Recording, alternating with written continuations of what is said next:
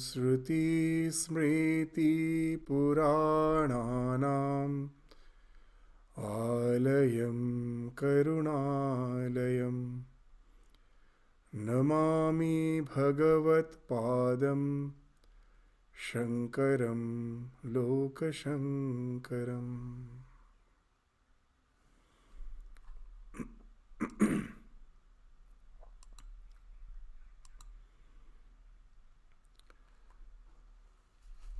So the last class we were studying the 217th verse of the Vivekachudamani, where we find that the Guru is instructing the disciple by saying, Tang vidhi swametam ridhi.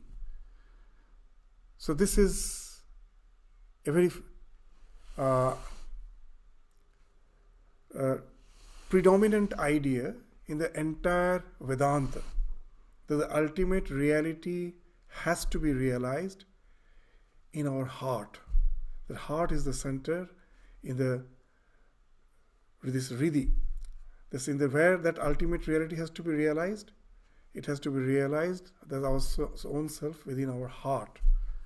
But we find we fail to realize the self which is so near to us. It's not far away. It's just within us. But we fail to realize our self as the core of our being. What's the reason? That's being illustrated in the next verse. That the illustration shows that it is our delusion. That because of the delusion, due to which we fail to attain this realization. We are searching for the self hither and thither, forgetting that it is the core of our being. In the scriptures, they give that common example of the deer bearing the mask, the masked deer. This wonderful fragrance comes from the mask of the deer, but the deer is unaware of the source of that wonderful fragrance, ethereal fragrance. It runs throughout the forest in search of the source of that fragrance. It gets so much exhausted because of running, chasing after that fragrance. Sometimes it gets so exhausted that it just simply falls and dies without realizing that the source of that wonderful fragrance is in its navel. Sri Ramakrishna also gives that wonderful example that a villager at the night, in the dead of the night, he had the habit of having tobacco. Now he felt the urge for having tobacco. So he went to the neighbor's house and knocked the door in the dead of night. The neighbor opened the door and asked, "What's the matter? And this dead night, in the dead hours of this night, you are here? Is there any urgency?" And he told, very humbly he told, "So you know that I have that intoxication for tobacco. At night, suddenly I feel the tremendous urge. And just in search of fire, I came to you." And this man says, "Wow, what a wonderful person you are.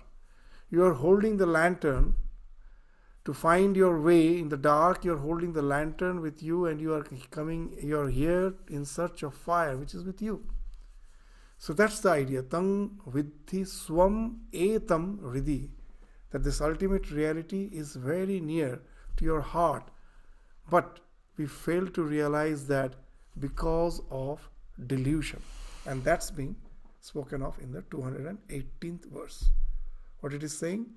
Ghata udake vimbitam arkavimba alokya mura ravim eva manyate tatha chidabhasang upadhi sangsthang bhrantya aham iti eva jadah abhimanyate.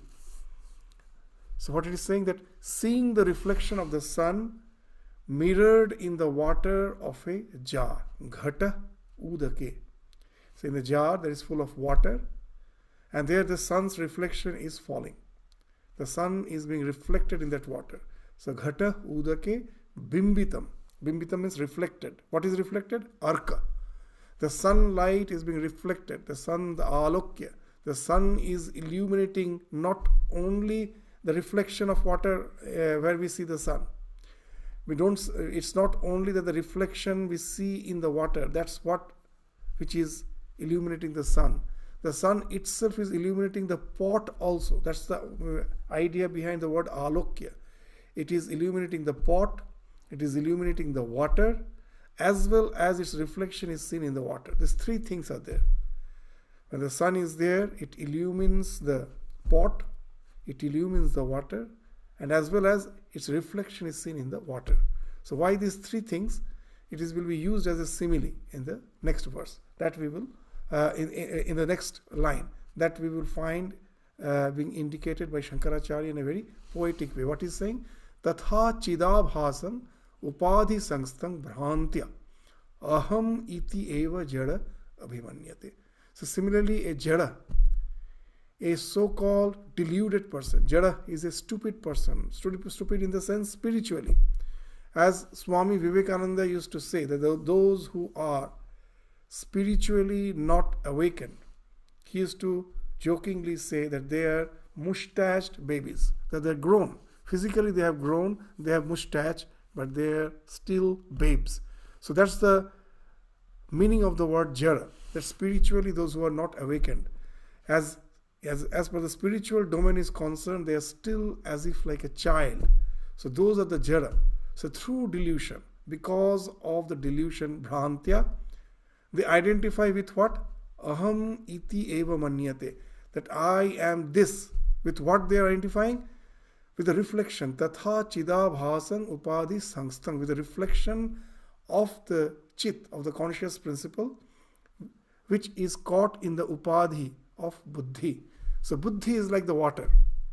The pot is like the deha, the body. The buddhi is as if enclosed within the body. And in that buddhi, the chid, the conscious principle is being reflected. And we see the reflection and identify ourselves with that reflection.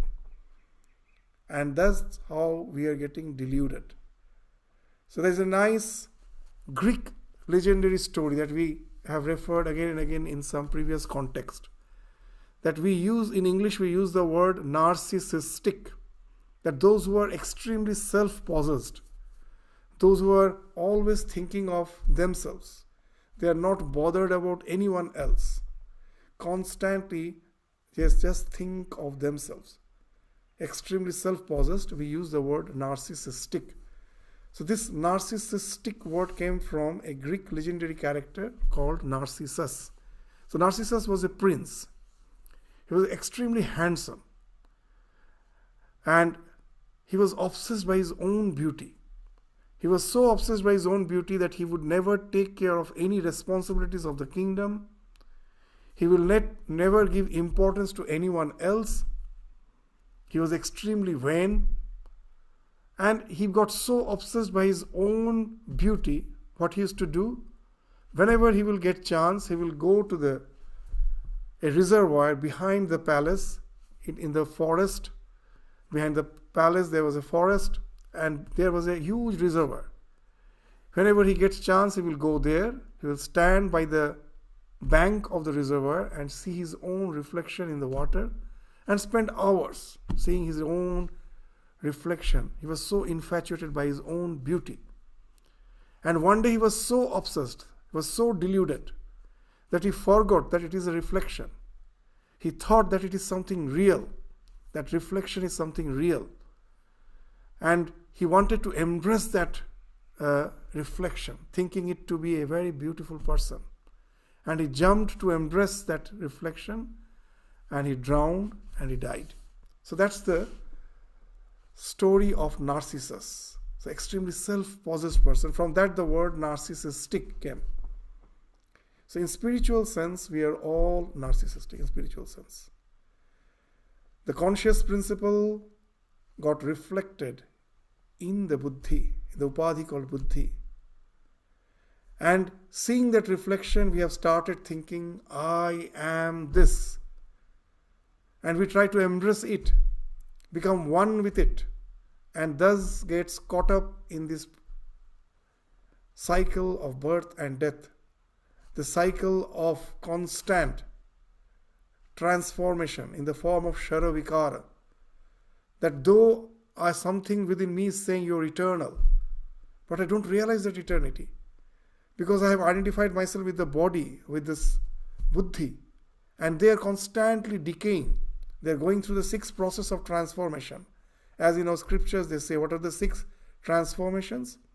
Jayate, asti, vardhate, viparinamate, apakshiyate, nasti. Anything in this world. This go through these 6 transformation. Jayate, they are born at certain point of time. Asti, exist for certain period of time. And as long as they're existing, at the beginning there is a growth, vardhate. And then the growth stops, a process of transformation starts, viparinamate. And then the process of decay starts, old age comes. That is apakshiyate. And then the death is there, nasti. That someone within me is constantly saying, you are the same person. I never feel that as a child, as a young boy, I was different. Everything has changed. My body has changed. My way of thinking has changed. But something within me is saying it is the same I who was the child, who is this grown-up person. But I don't realize that because of the delusion. The consciousness which is unchanging, which is behind this body-mind complex, being reflected in the body-mind complex, and now I take that reflection to be the real, and I identify with the reflection, which being the reflection is of course going through that deformation. Just the sun in the sky, it has no transformation. But when when its reflection falls in the water, along with the wave, we find the sun is as if moving.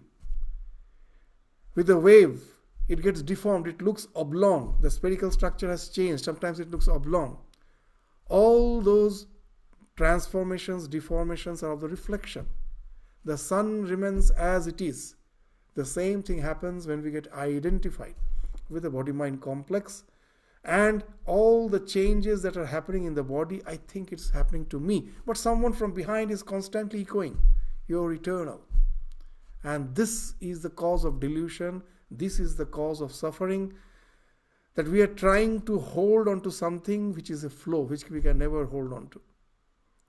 And that's the cause of the delusion which is being indicated by Bhagavad Pada Shankaracharya in this verse. In the next 5 verses, this idea will continue. What he is saying from 219th to 222nd verse, we will study. These 4 verses, what are they? The same simile they are using to understand that how that the reflection of the conscious principle in our buddhi results in delusion. What is saying? The 219th verse. Ghatang jalang tat gatam arka vimbang vihaya sarvang viniriksyate arkah tatastha etat tritaya avabhasakam swaprakashah vidusha yatha tatha. Actually, it's just a phrase. From 219th to 222nd, it's just one sentence. We will take up gradually what's the idea which has been spoken of in this verse. So what it is saying, just as the wise man, this Vidusha, what he does, once he realizes that the sun is something different from the reflection, his attention will get diverted from the reflection and he will look at the sun. He is no more deluded by the reflection of the sun in the jar. So just as a wise man leaves aside the jar, the water, and the reflection of sun in it. The sun is in the sky, it illumines the jar, it illumines the water, and its reflection is seen in the water. So he leaves these 3 and just focuses directly on the sun. What he does? And sees the self-luminous sun. Viniriksyate arkya. To see is, they have used the word viniriksyate. Iksha. The ik dhatu speaks of seeing. So ikshate itself speaks of seeing. So here, as you are getting rid of the delusion and seeing the thing as it is, so they have use that prefix vi.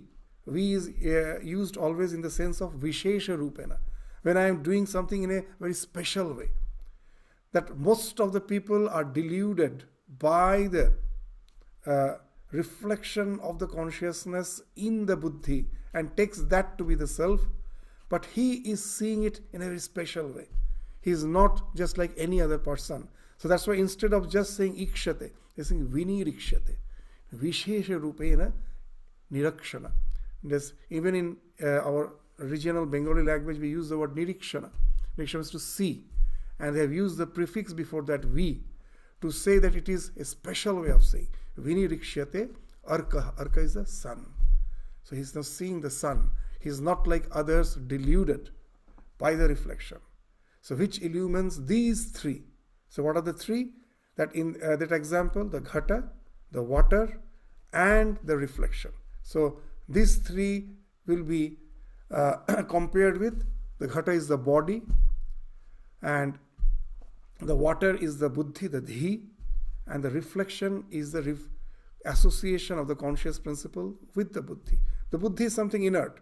Being in association with the consciousness, it appears to be something which is having consciousness. It has no consciousness of its own. It is the higher, it is the borrowed consciousness of the self. So that's being indicated by the word tatha. Tatha means in the similar fashion. In the next verse, that idea continues. That what happens just in the same way as a wise man just diverts his direction from the pot, the water, and the reflection, in the similar manner, in the 228th verse, what is saying? Deham, dhiyam, chit pratibimbam, evam, visrijya. Visrijya means relinquishing. Buddhau nihitam guhayam, drashtarang atmanam akhanda bodham, sarva prakasham, sat asat vilakshanam. The Sanskrit is very, very terse and pure. Shankaracharya. So this language is something we have to appreciate. What tremendous poetic intonations are there in Shankaracharya's language. Very strong, very powerful. What is saying? The discarding the body. Deham, the buddhi. There is a dhiyam. And chit pratibimbam. And the reflection of the consciousness in the buddhi. Chit pratibimbam evam visrijya. Visrijya means to renounce, to relinquish. And then the realizing the witness, drashtarang atmanam. Then what he says? He now realizes the witness. So now the self is being indicated by so many terms. He is the drashta, drashtarang, atmanam, something which is within. The word atma means something which is within. So drashtara, the one who is the witness, drashta, and then he is the self within, atmanam, akhanda bodham. So this atmanam has the akhanda bodha. His consciousness is something which never gets interrupted. Akhanda bodham is the knowledge absolute. That can we ever get rid of the idea that I am from the as a small child, as we are growing throughout your life, going through the various phases, it's always there. It is akhanda. No one can break it. That I think because of delusion that I am this body. But suppose because of some accident, one of my limbs are amputated. Will you think 20% of me is gone? Do I think ever? No. That indicates the word of the meaning of the word akhanda bodham. That whatever may happen to my physical body, whatever may happen to my mind, I never think I have lost a part of myself. The amness which I have, the sense of amness, that is always 100%. Nothing can affect that. That's the meaning of the word akhanda.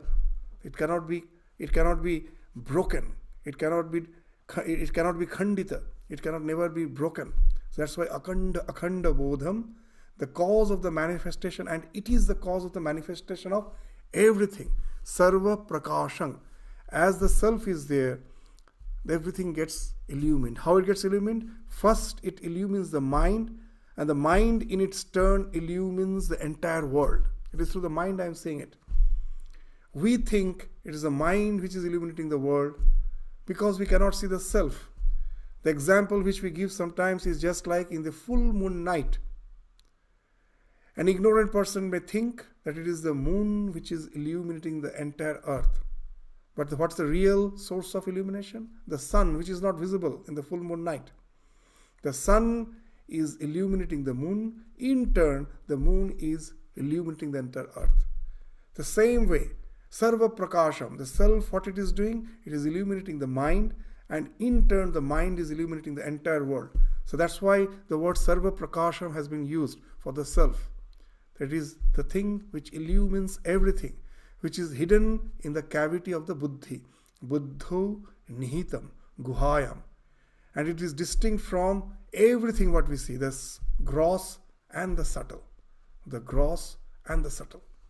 This is very important. The gross, this example which we give again and again. When I'm seeing the red flower, it's a gross. There's the flower with its redness. But what I'm not seeing, I am not seeing the exact piecemeal perception, which even in neurology and psychology they will say, yeah, that's how our perception happens. What? That I think that the red flower is there as a whole, the flower is perceived somewhere in my mind. No. Actually, the color is perceived in the color perception center. Its shape is perceived in some other center. This thing can be very easily understood if you try to find out the aberrations of mind in the color blind. Or there are some person who sees a particular alphabet as a particular color. It's a type of mental deformation. But there are some person who will see the 7 always as red. Whatever, in spite of whatever it was color, it will see it as red. What has happened? In the mind, the color perception center and the digits per perception center, all the shapes and digits, they are very near.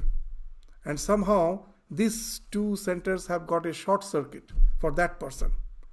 So whenever the 7 digit he sees, it gets short circuited with the red color and he sees the 7 always as red. These are the persons who have a terrific memory, because for them, the textbook is always highlighted. Always highlighted. You know that to memorize something, what we do in the book, we will be underlining the text with some marker. So that yes, that gets highlighted and it helps me to create a deep impression in my mind. That's how we memorize things. But for such person, as the entire book is not just black and white, it gets all the colors get mixed with the various alphabets and digits, and he sees it in a very much more contrasting fashion. So it has been found that they have a much more vivid memory. So whatever it may be, what we are saying, that it is not the thing outside as it is that we are seeing. These various perception centers that I am not aware of, for how the perceptions are happening, all these piecemeal perceptions in the mind are perceived in various centers, and the mind has the faculty. What is the faculty? To synthesize all these piecemeal perceptions and create a sense of whole. Perceptions never happen as a whole. That I think the flower is outside, the smell, the everything as a whole I am seeing. Never. That example which we give, that when I'm watching a theater, and in a theater I'm watching a movie, the screen, it's only the video. The characters are talking, the lips are moving, no sound is coming from there. The sound is coming from the sound box. And the sound is entering from the ear. With my eyes I am seeing the movement of the lip. But do I ever feel that the sound is coming from somewhere else? The character is not speaking? No. I feel it is the character who is speaking. Why? The mind has the faculty to synthesize. This synthesis, process of synthesis is called panchikarana. All the 5 types of piecemeal perceptions, what I see through my eyes, what I hear through my ears, what I smell through my nose. The mind has the capacity to synthesize them and produce me as a whole. So now you will understand that why the word gross and subtle has been used. That the consciousness is first illuminating all those piecemeal perceptions, and when they again conglomerate to create the gross matter, that also is again illumined by the consciousness through the mind. So it is a self which is illuminating Sat, asat. Here the sat, asat is used in that sense. Sat means the thing which is gross, asat means the causal thing, the piecemeal perceptions behind the gross world. So that is asat. So everything is being illumined by the self. So the 220th verse. So now after saying it is the self which the wise man sees, this all the ideas with which I can have an explanation of the self is being spoken of here. So in this verse what they have told, it is a drashta, it is the atma, it is akhanda bodha, it is sarva prakasha, and it is sat asat vilakshanam. And this idea will continue. What? Nityam. That what it is? It is nityam vibhum sarvagatam sushukshmam antah vahi shunyam ananyam atmanah vigyaya samyak nijarupam etat puman vipapma viraja vrimrityu. Very powerful. That's why Swamiji used to say, let the lion of Vedanta roar. So this is the lion of Vedanta, giving you the tremendous strength that whatever may happen to this body, whatever may happen to me in this life, nothing affects the real me. And that gives the tremendous strength. And that's being spoken of with all these various qualities by which the self has been defined by Bhagavad Pada Shankaracharya.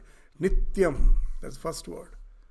That nothing can annihilate it. It was, it is, it will be Nityam. Vibhum, anything in this world which is limited by space can never be Nitya. It is Vibhu. It is all pervading. That's the word meaning of the word Vibhum. It is all pervading. It is sarvagatam, omnipresent, all pervading, sushukshmam. That always the cause is shukshma, which is not perceived by the senses. The ultimate cause is shukshma. That's the example which we give, that we can never see light. We think we see light, we never see light. We are aware of the existence of light only when the light falls on an object and illumines it. Otherwise, we can never know the existence of light. You may say, no, in the daytime, the sky is illumined. It is not falling on an object, but we forget the atmosphere itself is an object. If you go to the moon, even in the broad daylight, if you look at the sky, you will find it is dark. Those who are in space, they see the sky as dark. The sun is, their spacecraft is illumined, but the entire space is dark. They are illumined in whatever the light is falling, as the atmosphere is not there. So even in the broad daylight, everything is dark. The background is darkness. So if we happen to be on the moon surface, what we will see in the broad daylight, the sun, the surface of the moon is lighted. We ourselves will be lighted. The spacecraft will be lighted. But you look at the sky, it is dark. So what it says, that light, we can know the existence of light only when it falls on an object. We can know the existence of gravitation only when we see an object falling. Otherwise, can gravitation be seen? No.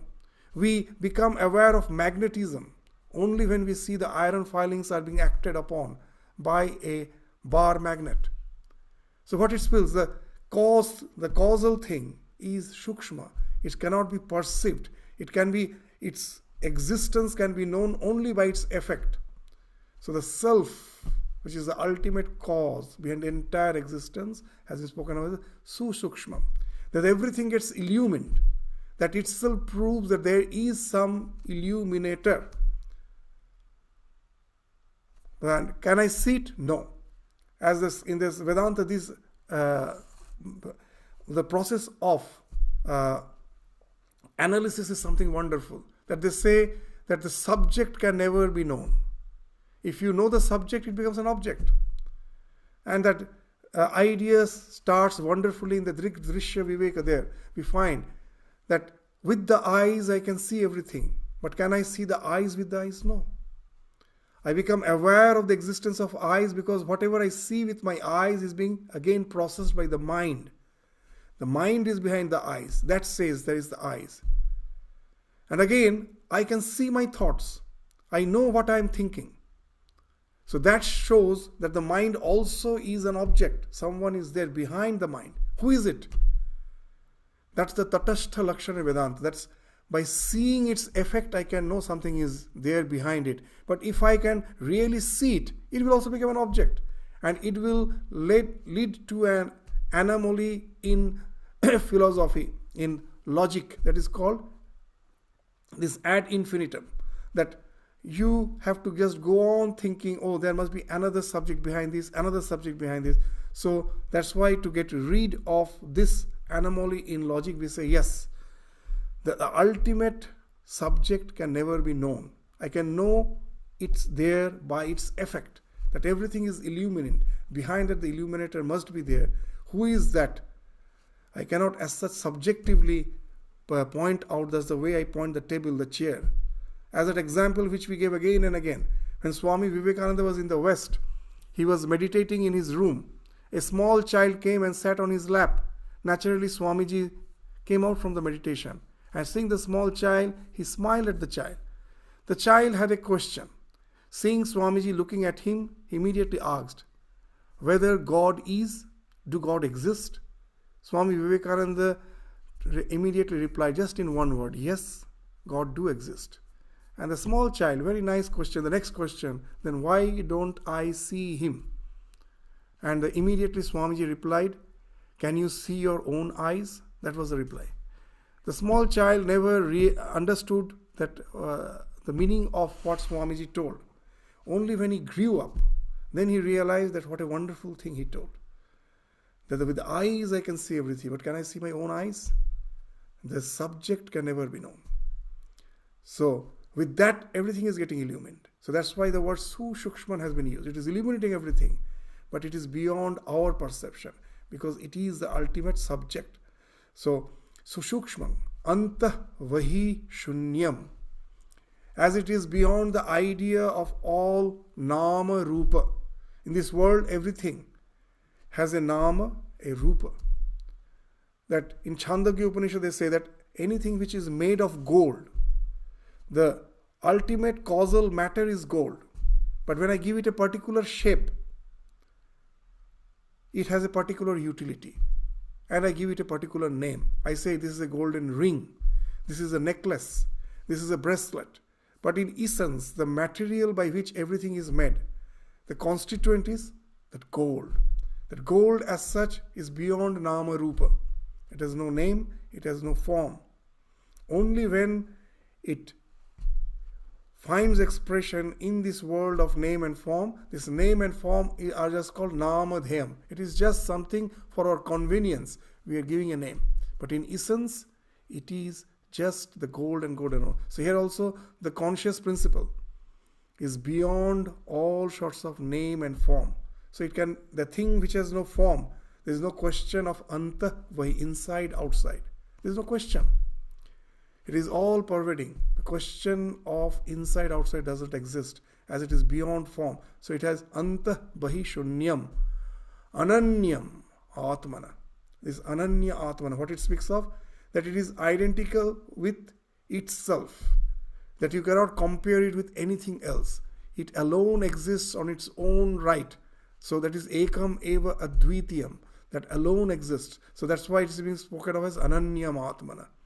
Vigyaya Samyak Nija Rupam, Etat Puman, Vipapma, Viraja, Vimrityu. So knowing that self, by diverting your focus from the body-mind complex, when you turn your focus to the self, then what happens? The wise man, by knowing it, Vigyaya Samyak, Nija Rupam Etat, by knowing himself in his real essence, that Puman, such a person, what happens? He becomes Vipapma, that he gets rid of all sin, Vipapma, Viraja, he gets rid of all taint, and Vimrityu, he goes beyond this cycle of birth and death.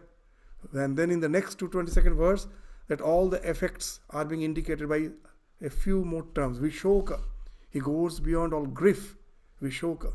Anandaghana, he becomes an embodiment of bliss. He transcends all the dualities in the form of this joy and suffering. He's in the constant placid state. As in the ocean, if you go, All the waves are in the shore. The more you go in the deep waters, it's just the placidness. So that's the same thing with ourself. It's only in the fringes of its existence, on the bank of its existence, all these waves are seen. The more we go into the deep waters, it is just placid. That placidness is spoken of as the bliss, which has as such no duality, no interruption. That bliss is called Taila Dharavat. In scriptures, these are the analogies they use. That when I pour oil from one vessel to the other, there is no interruption because of the viscosity. There is a constant flow. They say when you realize the self, your bliss is something like that. There is no interruption to it. That's the Ananda Ghana. Vipaschit swayam kutaschit na vibheti kaschit. So, the being illumined himself, he is afraid of none. Because all fear comes from the factor of annihilation. When you know nothing can annihilate you. Fear comes from two factors. One is annihilation, and another is there is someone apart from me who can harm me. When you realize the self, you know you are the only existence in this entire cosmos, which is appearing as many. But in essence, you are the one without the second. Ekam eva advityam. Then where from the factor of fear comes? Fear comes only when there is someone apart from me. So here there is no one apart from me. I am alone. So there is no question of fear. And I am alone, and I am the conscious principle, which is Nitya, Vibhu. Nothing can in any way affect the spiritual dimension of my existence. So the question of fear doesn't come. So as that example which we give, that when we go for a joy ride in the roller coaster, we are supposed to be scared, but we pay money and go and enjoy the ride. Why? Why we enjoy? That though it appears to be that we are in danger, suddenly that in the roller coaster they're taking us to the top almost at 90 degrees and they're throwing us down to the steep slope, taking us through a very, very, there's dangerous angles. It feels as if I will be thrown out. And we are thrilled. We shout, we enjoy. Why? Because we know that this entire thing has been planned, designed in such a way. And they have used the belt and other things in such a way that though it may appear that I am in peril, nothing is going to happen to me. So here also the same idea. The one who knows he is the self, he is in a joy ride. The same life which appears to be full of perils, for him it is just a roller coaster, joy ride in the roller coaster. He knows nothing can affect the real me. That life may take me to the crest, throw me down to the trough. It may take me to all the dangers and perils, but it's after all a matter of thrill, because nothing can affect the real me. And that speaks of going beyond all fear. It says, Vipaschit swayam kutaschit na vibheti kaschit. So he is in no way is afraid of none. For the seeker of the liberation, there is no other way to the breaking of bonds of transmigration than the realization of this truth. As the Nanya Pantha Vidyati Ayanaya. So that's the only way that we can find the fulfillment, by realizing the spiritual dimension of our existence. There is no other way. So that's being indicated by Nanya Asti Pantha. There is no other way. There's the only way. Bhava Vandha Mukte. To get rid of this bondage, of the shackles of this process of transmigration, Bhava Vandha, this samsara, this repeated process of birth and death. To go beyond that, there is no other way. Vina Swa Tattvagaham Mumuksha. Without realizing the true nature of yourself, there is no other way. So this is in this fourth verse that Shankaracharya is giving that idea that though something is very near to us, because of delusion we are not aware of it. We are suffering just the way we suffer in a dream. Nothing real danger is happening to me. It's just a nightmare. Just in a dream, we have the nightmare, the dream breaks, and then I just laugh at myself. Oh, what all I was thinking. I was thinking I'm going to die, but it was just a dream. The dream breaks, and I know that I am as I am. Nothing has affected me. So this entire process of transmigration which we are going through is just like a dream. The dream breaks, and then I realize that I am the self, that nothing affects me. So the one realizes that this self, that entire process of biological evolution, this is a wonderful thing.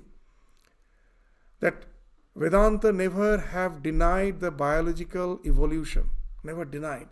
It say, we do. That's why the ideas of all this Dasha Avatara, we'll find that gradual evolution is happening. The idea of evolution was there. That we go through this 84 lakhs of birth, with these millions of births, at last to get this human birth. The idea of transmigration was there. What it was speaking, but all this transmigration did happen, but they happened because of ignorance. What's the ignorance? The moment I get identified with the body-mind complex, what happens? The self is constantly echoing behind the body-mind complex. What it is echoing? That I am eternal. I am ever fulfilled. There is no need for me to get anything for my fulfillment. I am ever fulfilled and nothing can alienate me. I am eternal. It is just like someone standing in front of the mountain and shouting his name, and that name is echoed back, and that makes us feel, oh, someone is calling me from the mountains. The same thing has happened. A small bacteria, you just see through the microscope, what you will see, that if I give some nutrient in the petri dish, they are drawn towards it. If instead of nutrient, if I give some toxin, they move away from it. What has happened? The same eternal conscious principle got reflected on the microbe body. Something behind the microbe body is saying, you're eternal. Nothing can kill you. Nothing can annihilate you. You're ever fulfilled. But now this microbe body gets that echo makes him deluded. He thinks the body is saying, this microbe body is saying you're eternal. Now to realize this eternity, what it is doing, when something is favorable for its existence, it is drawn towards it. I am eternal. Even in our life, with all our technology, with all our progress, what we are doing, just we are thinking of a better quality of life so that we can enjoy eternity here itself. Because it's the something behind us is constantly echoing. You are eternal. You are ever fulfilled. And that we are trying to realize in the physical world because of our identification with the echo. And that has resulted in all the evolution. A small microbe body finds that with all its attempt to realize the eternity through the physical body is not possible. So what it does, it starts conglomerating. 2-3 cells will come together. They will have a division of labor so that they can fight with the nature in a better way. They say, you do the digestion, I do the respiration, I do the circulation, I do the networking to the nerves. And that way we are more better equipped to fight with the nature so that we are able to realize the eternity here itself. So that's how the biological evolution has happened. Or how it differs from the scientific evolution. But Vedanta says that it is not a straight line, it is a circle. As a human being, we have the faculty to realize that all this is because of delusion. I'm already fulfilled. I'm the Chit, I'm already fulfilled. I'm already eternal. Because of the delusion, because of my identification with the body-mind complex, this endeavor developed in me. I have to realize the eternity in this physical plane, which is never possible. Because this physical body is always changing, it is a flow. Now my attention gets diverted, as has been spoken of in this verse, that the wise man diverts his attention from the reflection to the sun itself. So here also, now you divert your attention. So the spirituality starts with the renunciation. No more endeavor to realize the eternity through the physical body. I just separate myself from that. I was just swimming in the stream of life. Now I come out. I'm sitting on the bank and just observing the flow. I'm witness. I'm no more a part of it. I have become the witness observing it. So the more I can do that, the more I can get identified with myself, the more I can become the witness, and I can just see the flow as something which is not me, the more I am free from all the dualities of life. Nothing can affect me. In spirituality doesn't mean that the more I grow spiritual, the problems of life won't be there. That's what most of us think. Swamiji used to say, it's a gross materialism in the name of spirituality. Why? Because for most of us, God is the means, world is the end. I pray to God, I go to the temple. Why? Because I want this world. I want to enjoy eternity here. I go and say, let me get a good job. So God is just the means. I don't want God. I don't want to be identified with the spiritual dimension of existence. So for us, spirituality is actually materialism, most of us. That I want good job, I want wealth, I want good health, I want position in life. Not only that, it extends even to the family. Let all of them be happy. And this is the world which is the ultimate for me.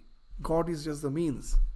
So Swamiji says that this is because of the delusion. This is gross materialism. The real spirituality is to realize the self and no more take that God as a means to attain the end, which is this world. No. It is just the opposite. The spirituality is the world becomes the means, God becomes the end. That you need not run away from life. You still continue with the life with a sense of detachment. The detachment is something which is not physical, it is more mental. Let us give an example. With that we will understand what detachment is.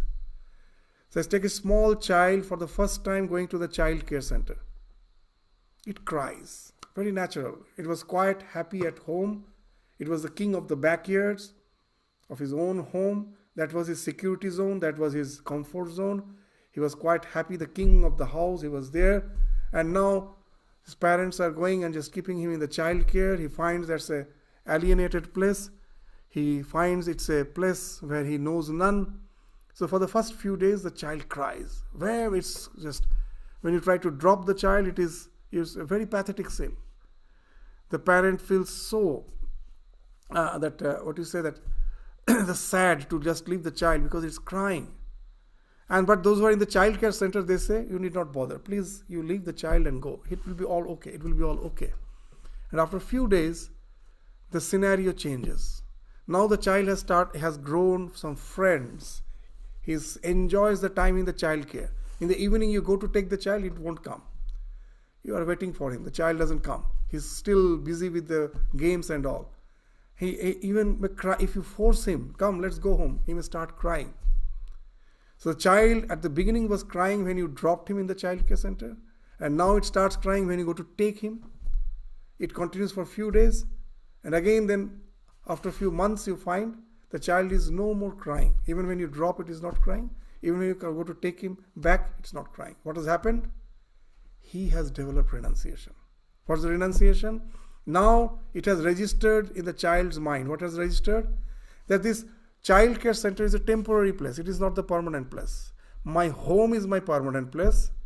Every day morning my father will come and drop me here. In the evening he will take me back because the home is my real place.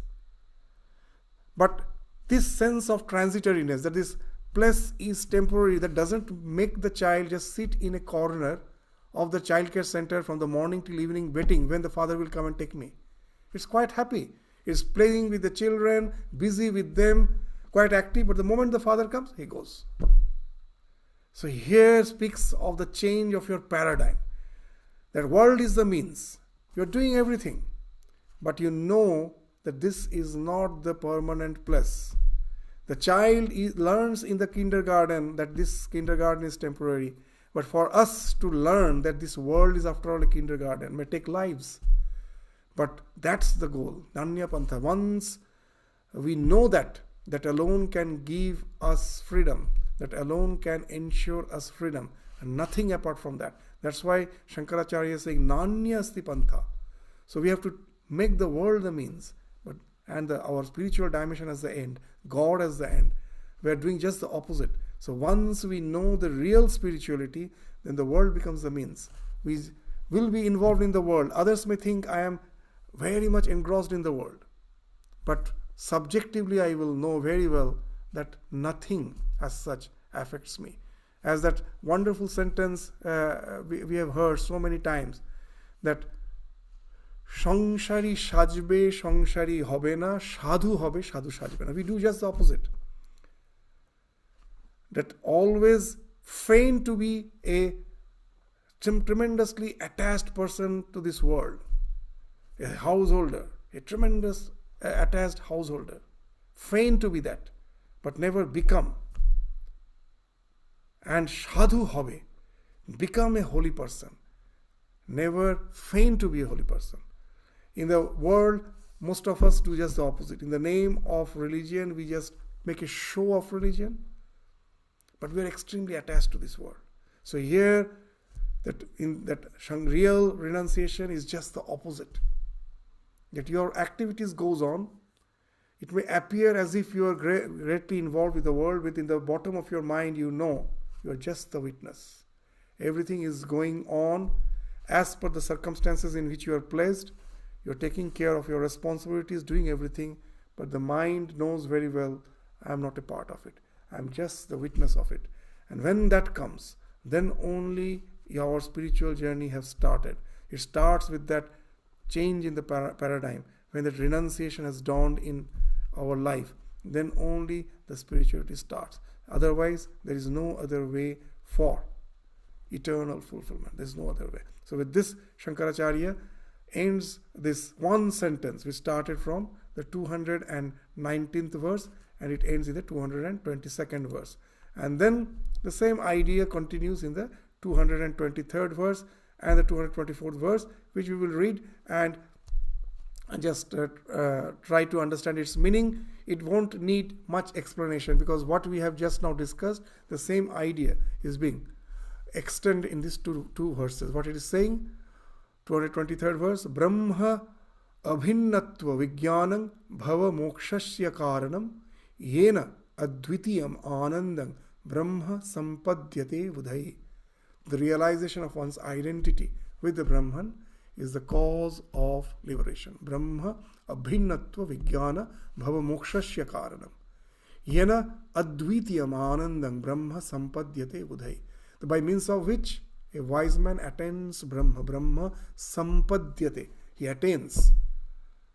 And what the one without, who is that Brahman? He is one without second. That at present I have the idea, I am a separate being, you are a separate being, everyone is a separate being. But here the scripture is affirming, when you go to the realization, all these distinctions, this nama rupa falls off. We become one with the absolute reality, of which we are. We are all one with it. It's not a question of a part, that we are just one with that absolute reality. Ekam eva advitiyam. So that's being spoken of here. To give an idea that how the question of many comes. So when the sunlight is falling on various objects, I know this is one object, that is another object, and all the objects have their identity. How? Because they are being illumined by the sun. That illumination makes them feel, yes, I am this shining object. You feel I am this shining object. You remove those objects, you don't get identified with the object. Then the sunlight, does it really have any such demarcations? No, it is just one. So similarly, the consciousness is just one. The moment I disidentify my identity with this psychophysical existence, I become one with the consciousness which is non-local. The moment this locality falls off, you become one with that non-localized consciousness which has no locality. So that's the idea of Advitiya. This yena advitiyam anandam brahma sampadyate. So he becomes one, he attains Brahman. And then the idea is again extended in the 224th verse. What it is saying? Brahma bhuta tu sangsrityai vidwan na avartati pune. What's the effect? He doesn't again come under this cycle of birth and death. Avartate. His avartata means to go around, round and round in this process of cycle of birth and death. So once you become one with Brahman, Brahma bhuta tu sangsritai. Sangsriti means there's this flow stops. Sanskriti, the word sansara came from this Sanskriti. So samsarate iti sansara. In this world, everything is flowing. Nothing is constant. Nothing is permanent. Samsarate, everything is flowing. So this Sanskriti stops for me. For this Vidwan. Na avartate. He again doesn't come back to this process of transmigration. And Vigyatavyam atah samyak brahma abhinnatvam atmana. So therefore one must fully, that's the only goal of life. As Sri Ramakrishna used to say, that the only purpose of human birth is to attain God. Bhagavan lavi jiva uddesha. That's the thing Shankaracharya is saying while concluding this section by saying, therefore one must fully realize one's identity with Brahman. So this is the goal of life. So this 223rd and the 224th verse, the idea which has been spoken of, we will try to understand it psychologically, but that we will take up again in the next class. That how really the process of disidentification with the body-mind complex can be effectualized in our life. It's very easy to say, as Sri Ramakrishna used to say, Tablar bol mukhe bola sahoj, hate ana kotin.